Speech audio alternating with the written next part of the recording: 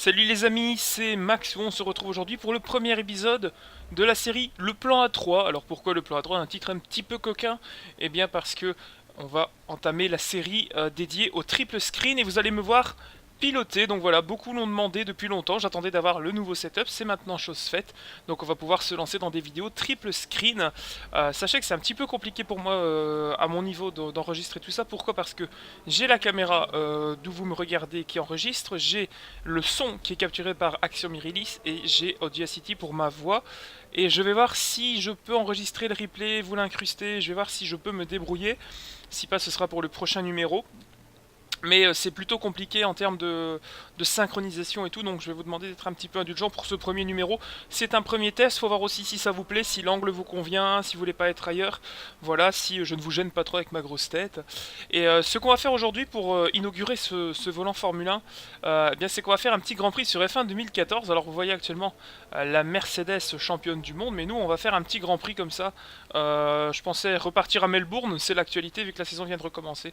Donc voilà, on va se faire un petit Grand Prix. On va prendre Williams et Valtteri Bottas qui était absent à Melbourne justement.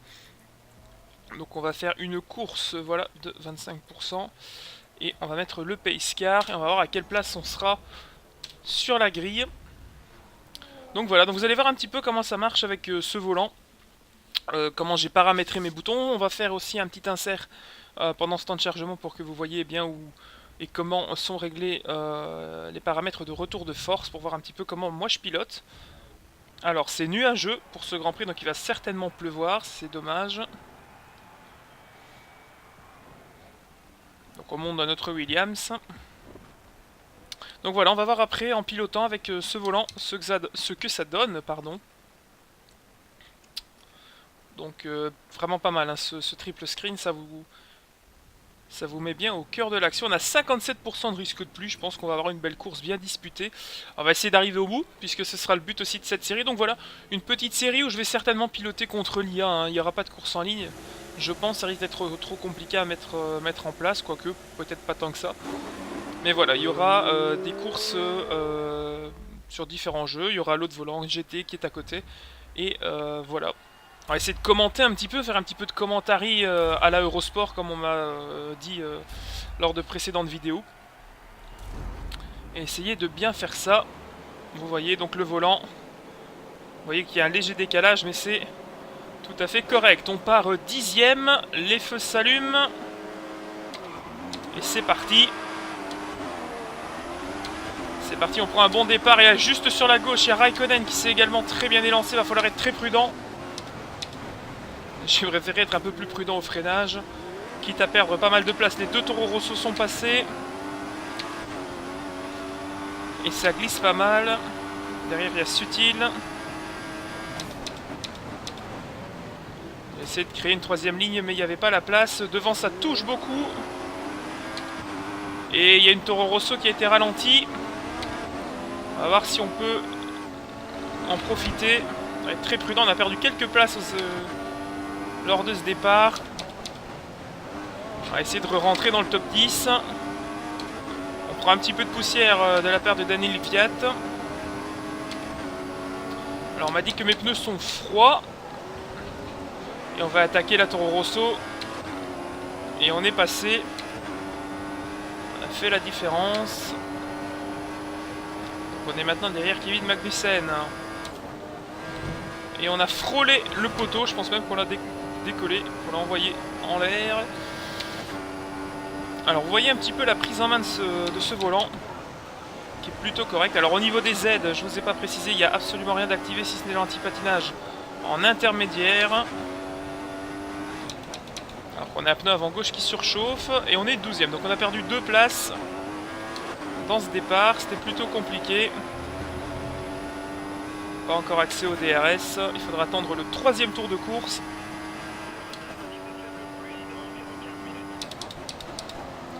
On indique des faibles pluies dans 15 minutes. Donc tenez ça à l'œil. On entre dans le 2ème tour. En tout cas, une chose est sûre avec ce volant, c'est que ça change complètement la manière de piloter. Alors certains l'ont déjà de base dans leur style de pilotage. Mais quelqu'un comme moi qui aime bien bouger ses mains autour du volant, eh bien il faut apprendre à rester statique. Et ça peut vous poser un petit souci si vous n'avez pas l'habitude de piloter avec un volant qui vous impose une position au niveau des mains que vous ne pouvez pas changer. Donc ça c'est quelque chose à prendre en compte si vous souhaitez piloter avec ce volant Ferrari. Alors il y a aussi l'équivalent chez Fanatec qui nous a sorti un volant monoplace. Mais ce sont les deux seuls volants à ma connaissance qui imposent cette position des mains. Alors regardez bien au niveau des changements de rapport de boîte, je travaille avec le majeur et pas avec l'index. Alors que devant il y a beaucoup de débris qui ont volé, je pense qu'il y en a un qui a dû casser son museau. Allez, le peloton qui est bien ralenti, là il y a une Ferrari qui est bien plus lente, bien plus lente. Et on a failli percuter Alonso, il y a les deux Ferrari, il y a une McLaren et je pense que ça va rentrer pour une Force India. Ouais, alors que là on glissait pas mal dans le dernier droit. C'est une Force India qui a cassé son museau et qui était condamnée à rentrer, peut-être même à abandonner. Le DRS est activé. Oh, et là il y a un museau pour... Oh, il y a 2-3 museaux qui ont volé. Alors il y a une Ferrari. Les deux Ferrari ont cassé leur museau. Alonso et Raikkonen. On est déjà plus que 20 et safety car. Alors ça va me permettre de vous montrer que l'on peut réduire le mélange du carburant. Safety car déployé, ça va me permettre de vous parler un petit peu. C'est pas plus mal.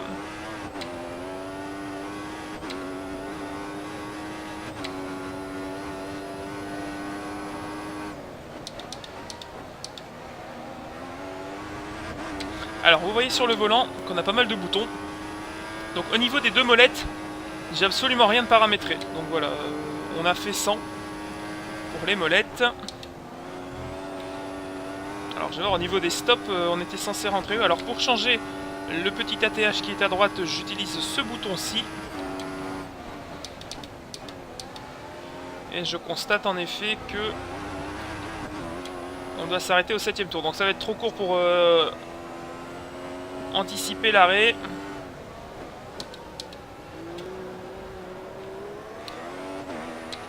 Alors on va parler d'une petite chose qui moi m'a déplu dans ce volant, puisqu'il n'est pas parfait évidemment. Ce qui m'a déplu, c'est ceci, regardez. Je le tiens correctement et je voudrais accéder au bouton. Eh bien je suis trop court. Excusez-moi, j'écoute ce qu'on me dit à la radio. Je suis un peu trop court pour le KERS et le pit limit. Vous voyez, je dois lever mes mains pour y accéder et pousser avec mes pouces. Donc ça c'est un peu un défaut, mais bon, je pense que... En plus j'ai des grandes mains, donc dites-vous que celui qui a des mains, entre guillemets, à dimension normale, ça peut lui poser aussi des soucis, à moins de piloter un peu plus haut comme ça, mais bon, personnellement je trouve ça assez désagréable pour tout le reste des commandes, uniquement pour ça. Donc c'est les deux seuls boutons qui à mon avis ne sont pas bien placés, j'ai envie de dire. Alors, on a 3 boutons sur le bas qui sont 3 petits clics qu'on pousse et qu'on descend. Que vous le montiez ou que vous le descendiez, ça correspond à la même touche. Donc il y a pas, vous n'avez pas 6 boutons en bas, vous en avez 3. Soit vous pouvez tirer vers le haut ou vers le bas. C'est tout ce que ça change. Vous avez sur la gauche ici des boutons et sur la droite le DRS. Donc sur la gauche, ça ne change rien. Sur la droite, le DRS fonctionne bien. Donc quand vous avez la zone DRS, vous pouvez l'activer avec votre pouce. Ça par contre, ça tombe très très bien sous le pouce. Vous avez ici le pit qui ne sert à rien. Et vous avez, moi ce que j'ai mis ici, c'est la vue arrière. Alors j'aurais pu la placer sur le pit. Mais la vue arrière, voilà, moi je l'ai placée là. Ici à droite, vous avez les 2 boutons qui servent en fait à bleu et jaune, qui servent à valider et refuser. Et celui du bas, quand vous n'êtes pas dans le menu, vous sert simplement à vérifier le statut de votre voiture, l'état de vos pneus et votre consommation de carburant. Et la dernière chose qui est importante que j'utilise, voilà, c'est le stick qui est ici en bas. Alors ça rentre devant pour une McLaren, ça va nous faire passer 7ème. Il y avait certainement un museau ou des dégâts pour Jenson Button. Alors vous voyez ici en bas, à gauche, vous avez un joystick qui sert au carburant et qui sert également au réglage des freins. Donc voilà, donc je vais mettre mes freins un peu plus sur l'avant pour le restart. Alors que Pastor Maldonado est 7ème avec la Lotus, c'est génial. Petit détail qui est important à noter, si vous pilotez comme moi en vue intérieure, vous n'avez pas en bas à droite le petit HUD que vous avez par exemple en vue télé. Donc il faut apprendre votre volant. Donc quand vous avez un volant avec un écran, ce qui n'est pas le cas de cette Williams, l'affichage est beaucoup plus net. Ici par exemple, si j'arrive dans une zone DRS et que je peux l'activer, eh bien sur le volant je vais avoir une petite diode verte qui va clignoter. Et une fois que j'aurai activé le DRS, elle restera allumée. Donc voilà, il faut apprendre à connaître ces voitures. C'est le cas également dans d'autres simulations R-Factor 2 Assetto Corsa. Alors que je pense qu'à la fin de ce tour, on va relancer le peloton. Alors qu'on m'a annoncé qu'il y avait des fortes pluies pour dans 10 minutes, donc ça a pas mal évolué comparé à tout à l'heure. Alors pour voir un petit peu le triple screen, vous pouvez également... Alors je cherche pour changer de caméra. Non, ça c'est le replay, pardon. Je ne sais plus où est-ce qu'on change de caméra. Veuillez m'en excuser. Alors on va essayer ici, voilà. Donc si vous placez la caméra embarquée, vous savez tout à fait piloter. Et ça vous donne simplement une aide visuelle, puisque vous avez plus de visibilité à gauche et à droite. Donc voilà, ensuite vous avez la seconde vue embarquée, la vue poursuite qui n'est pas très utile. La vue au sol qui est vraiment pas mal, qui prend un certain intérêt, je trouve, même si c'est pas très réaliste. Ça prend un certain intérêt avec le triple screen qu'il n'y avait pas dans la vue classique, parce que vous pouvez vous protéger en voyant un peu ce qui se passe autour de vous. Donc nous, voilà, on va chauffer les pneus, puisque le Pescar va rentrer. On va vérifier au niveau des températures, on est pas mal, on a mis un peu plus de frein sur l'avant. Alors on me dit de chauffer mes freins. Alors c'est vraiment sympa parce qu'on a vraiment l'impression de chauffer les pneus comme eux le font avec ce volant. Bon, ça se faisait déjà avant, mais bon. Donc au niveau du carburant, on va repasser en mélange riche parce qu'on a un petit peu d'air, donc on va pouvoir attaquer à la relance. On a 2 tours maintenant. Et on doit stopper au 7ème tour. Donc c'est fait, ça va être relancé. J'espère que je ne serai pas en plein milieu du virage. Si, bien sûr. Et voilà, on est reparti. Et là, il va falloir réchauffer les pneus. Parce que maintenant, on est dans le froid. Et on est reparti. 6ème boucle.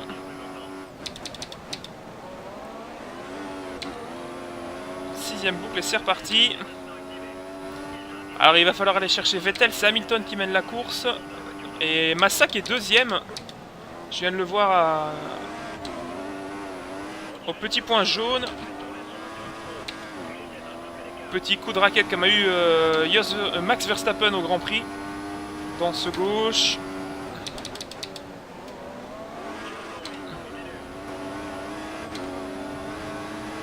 Alors vous avez un petit claquement puisque le bruit du passage des vitesses est assez bruyant.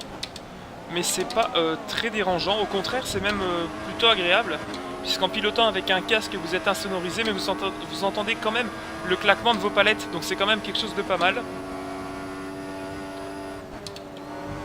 Donc je vous rassure, je ne parlerai pas autant pour les prochaines vidéos de la série du plan A3. Mais voilà, c'est pour vous présenter un petit peu la série et comment tout cela va se goupiller dans les prochaines semaines. Si vous avez des requêtes, n'hésitez pas. Si vous souhaitez me voir courir dans une certaine discipline. Plus de soucis de capture puisque maintenant je pourrais même piloter sur R-Factor 2, etc. Ça posera plus de problème. Et il commence à pleuvoir les amis. Alors là il est 10 minutes. On s'est peut-être un petit peu précipité. Et c'est Massa qui mène évidemment. J'espère qu'il ne va pas en pâtir s'il pleut. Alors, si je peux vous donner un petit conseil, prenez-le si ça vous intéresse. Lorsque vous pilotez avec un volant comme ça, il faut prévoir et voir un petit peu plus loin dans votre course. C'est-à-dire que si vous êtes sur R-Factor ou R-Factor 2, ou encore pire sur Race Room Racing Experience, et que vous souhaitez paramétrer un arrêt au stand, par exemple dans le mode ADAC GT Master, pour Race Room, eh bien, il est intéressant de profiter d'une ligne droite pour lâcher votre volant et paramétrer un petit peu tout. Je suis pas sûr que vous piloterez avec ce type de volant sur du Race Room parce qu'il n'y a pas de monoplace, mais sur un arrêt au stand à programmer dans R-Factor ou R-Factor 2, je pense, ou iRacing, ça peut être très intéressant. Vous avez les 2 sticks en bas qui vous permettent d'aller très très vite dans les menus, donc ça c'est plutôt bien pensé. Par contre c'est vrai que la course des sticks est très courte, donc avec le gant c'est vrai que si vous... Oula, failli se foutre dans le mur. Si vous appuyez pas assez fort, ça peut vous poser des soucis et vous pourriez manquer 1 ou 2 paramètres. Donc vaut mieux faire ça dans une ligne droite à son aise. Donc c'est ce qu'on va faire pendant la prochaine ligne droite à la fin de ce 7ème tour. Alors que devant le peloton est ralenti complet par Massa, je sais pas ce qui s'est passé. Et tout le monde rentre sauf Massa. Donc on va faire pareil. il est un peu trop tôt pour... il est un peu trop tôt pour monter des intermédiaires, donc on va être condamné. Allez, non, on va pas tenter. C'est un peu limite au niveau de l'eau. Donc c'est vrai que maintenant on profite bien mieux des arrêts au stand avec le triple screen. Alors on va essayer de pas être trop gêné. Il y avait une Lotus qui est repartie. Donc on va réattaquer. Alors à voir maintenant Massa. Donc eh bien ce que je voulais faire avec vous, on ne pourra pas le faire. Malheureusement, il va falloir attendre le tour prochain pour sélectionner. En fait, prévoyez le type de pneu puisque la météo là est en train de s'aggraver. Et il commence à faire très humide sur Melbourne. Donc plutôt que de vous... Alors qu'il y a une Caterham derrière, il y a Kobayashi 7ème qui est en train de se battre avec une Red Bull. Et on n'est plus que 14 les amis, on est 14 pilotes. Alors il y a certainement encore dû avoir des explications dans le fond du peloton. Nous on est 6ème, on s'en sort pas mal, on était parti 10ème, un pas trop bon départ. Alors normalement ici on peut le passer en 2 ou en 3, ça dépend. Je vous conseille quand vous avez des pneus froids ou les pneus usés de le passer en 3. Ça permet à la voiture de moins relancer. Vous avez vu que même en 3ème, ça balade pas mal au niveau du train arrière.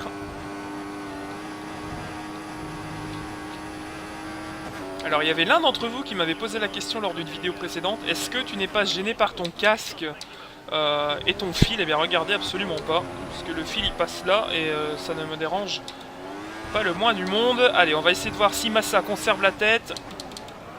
Peut-être que le petit Brésilien pourrait aller nous gagner Melbourne, alors que là on a fait une belle faute.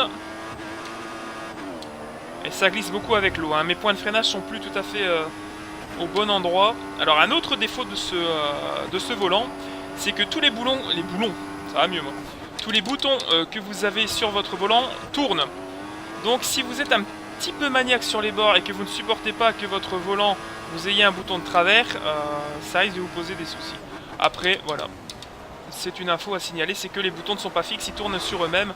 Oh, et là j'ai failli moi me faire avoir, et je n'ai pas réglé mes pneus, donc on va faire ça en piste. Alors là par contre il faut vraiment aller monter des intermédiaires, parce que là, on ne tient plus du tout. Et je me demande si derrière la Red Bull n'a pas déjà monté. Non, elle est en slick aussi. Alors là on a perdu 3 secondes sur Nico Hülkenberg qui est 5ème de ce Grand Prix. C'est compliqué au niveau des freinages, je vous avoue. Je relance en 4ème alors qu'on a une alerte de carburant, mais ça va aller. Donc on n'aura pas de DRS pendant cette course puisqu'il va maintenant pleuvoir. Et là c'était un petit peu tendu.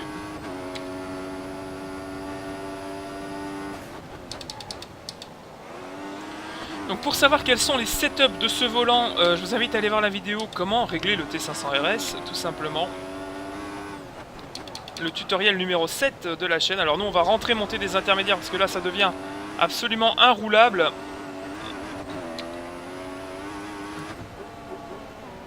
Ça devient inroulable complet. Alors, regardez où en sont... ouais, les freins à l'avant étaient un peu trop chauds. Donc on va remettre des freins corrects. Parce que les freins étaient un peu chauds là, c'est vrai. 3 secondes 4, donc on va essayer maintenant de faire la différence. On n'est pas le seul à être rentré. Il y a une Caterham qui est rentrée également, visiblement aussi pour des pneus et pas pour un autre souci, parce qu'elle avait son museau. On repart justement derrière ce qui doit être Marcus Ericsson, si j'ai bien vu le casque jaune du pilote suédois. Alors maintenant on est en intermédiaire et vous voyez que ça glisse pas mal dans les réaccélérations. Regardez la différence sur les freinages avec les pneus secs. On a avalé totalement le pilote suédois. Alors il va falloir jongler un petit peu avec la voiture. Vous allez voir un petit peu comment le volant se comporte. Et avec quelle facilité je récupère la voiture. Alors là on est bien plus lent. Mais regardez par rapport aux IA, je pense que le tour peut être tout à fait favorable. Alors qu'on est toujours en carburant lent. Je suis au courant les amis, ne vous inquiétez pas. On va essayer de repasser en 2, voir si on peut relancer. Ouais, ça va, on peut relancer. On va quand même repasser en carburant riche. Non, on va rester en standard, histoire de ne pas prendre trop de risques. Parce que là, on est 10ème et on n'est plus que 12 pilotes en piste. Vraiment une hécatombe. Donc on sera certainement dans les points, vu que derrière ce sont les Caterham. Ah bah IRL, oh là là, mais qu'est-ce que c'est que ce freinage? C'est catastrophique ce que je viens de faire.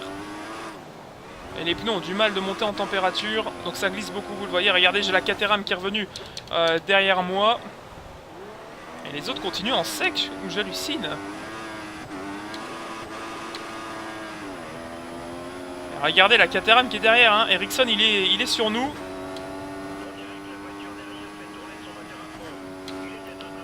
Incroyable, on a 10 secondes de retard sur Jules Bianchi, qui est 9ème de ce Grand Prix. Une pensée pour Jules.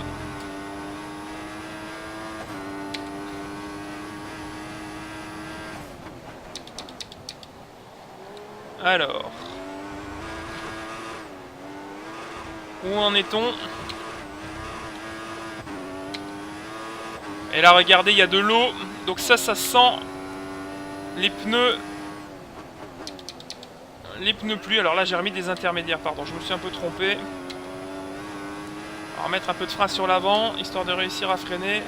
Et au niveau des pneus, on va demander des pneus pluie. Parce que visiblement, ça tombe plus dru que ce qui était prévu. Et on voit que les pneus intermédiaires sont déjà pas mal usés sur leur structure.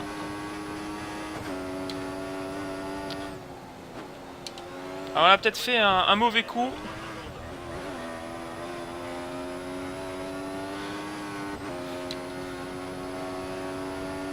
Avec au niveau des chronos. Et regardez les pneus qui sont trop chauds. Alors je sais pas si c'est parce qu'il manque de l'eau. Les pneus sont en surchauffe totale. Les pneus sont totalement en train de surchauffer. Alors je sais pas ce qu'on fait. Parce que franchement... ça me paraît difficile. Allez chercher un petit peu d'eau. Mais la trajectoire sèche en fait, je pense que... Et il y a des secteurs où c'est plus sec, hein. Le troisième secteur est plus sec. Eh oui. C'est ce qu'on avait craint. C'est que sur cette partie-ci du circuit, regardez ça, il pleut complet. Dans le premier secteur, c'est détrempé.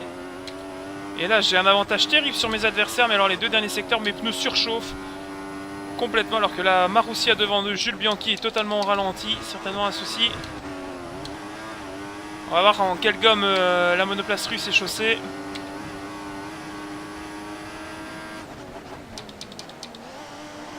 Et en gomme tendre, on est en pneu sec chez Bianchi. Allez, du mal de relancer. Il va nous rester 3 tours à faire. Et là, c'est quand même plus humide. Hein. N'allez pas me dire qu'il faut des pneus secs. Mais pas autant humide que dans le premier secteur. Et regardez, voilà, dès qu'on est dans le troisième secteur, les pneus sont rouges. Jaune-rouge, tellement il fait sec. Donc finalement, les pneus intermédiaires sont peut-être pas une si mauvaise solution que ça. Les autres ne réagissent pas pour le moment. Ah, je suis peut-être rentré mettre des intermédiaires un petit peu tôt. Mais quand on voit les conditions dans le premier secteur, je suis content de les avoir. Hamilton est en tête de ce Grand Prix. Regardez ça, dans le premier secteur, je vole complètement.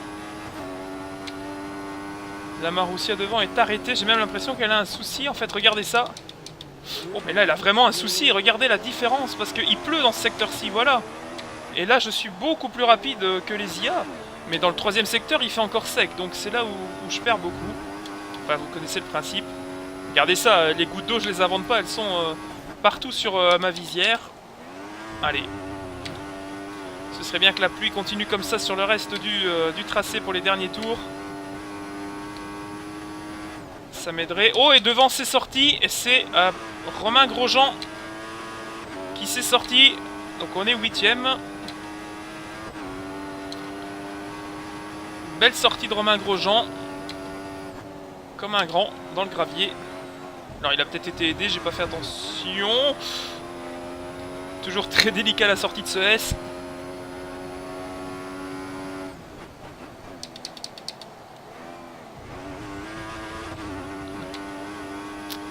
Et il pleut un petit peu plus dans le dernier secteur hein, que tout à l'heure, donc ça augmente un petit peu, mais regardez, j'ai toujours une alerte au niveau de mes pneus, au niveau de la température. Et regardez Grosjean derrière qui revient, mais Grosjean il doit être en pneus. Regardez Grosjean qui me touche. Ah Romain, ça c'est pas sport d'être venu me chercher. Et regardez les pneus secs. Eux sont en pneus secs et ils sont beaucoup plus rapides que moi de prime abord dans la ligne droite des stands. Tandis que là, voilà, je reprends l'avantage. Ils sont complètement largués, on le voit sur la minimap.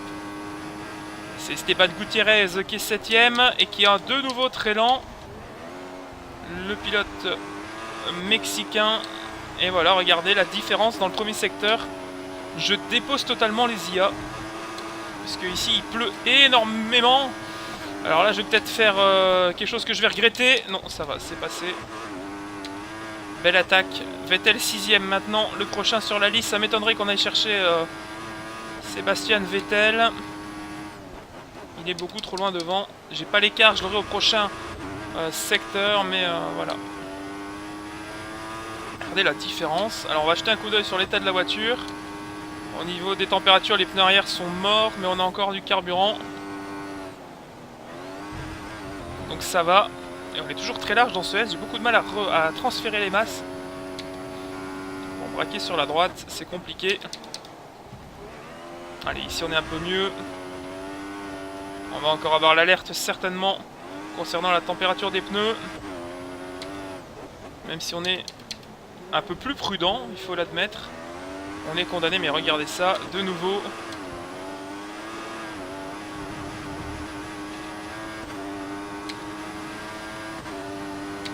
De nouveau face aux autres, c'est compliqué. Vettel qui est à 30 secondes, donc voilà, donc sauf une faute du pilote allemand, on sera 7ème de ce Grand Prix, on n'est plus que 12, c'est une belle hécatombe quand même, on a perdu quasiment la moitié du peloton.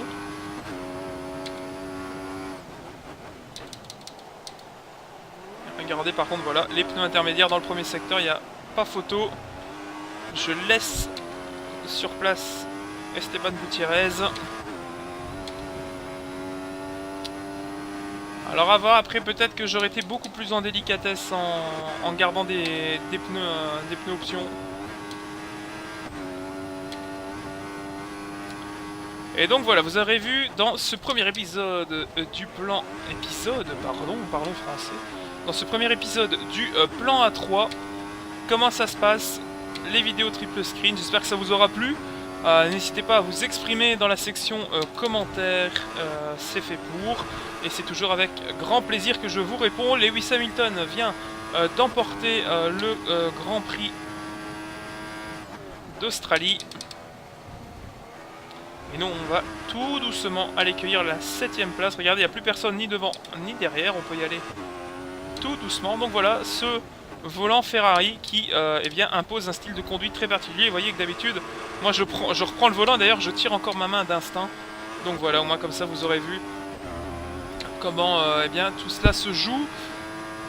Et on va accueillir le drapeau à damier. Et c'est fait, on est 7ème. Voilà, donc vous aurez vu un petit peu comment ça se passe, une course sur ce F1 2014 avec le triple screen et avec le Thrustmaster qui fait un petit peu de bruit. Alors il y a un défaut aussi, c'est que le ventilateur fait beaucoup de bruit une fois qu'il se met en route. Ce qui est le cas actuellement. Donc j'espère qu'au niveau du son, ça va pas trop se répercuter dans le casque. Voilà, bah écoutez, ce qu'on va faire, c'est qu'on va se mater le replay. Merci beaucoup d'avoir maté ce premier épisode de la série Le Plan A3 et je vous dis à très vite. N'hésitez pas à laisser vos suggestions dans les commentaires. Merci beaucoup les amis. Salut! C'est terminé les amis pour cette vidéo. Merci de l'avoir visionnée.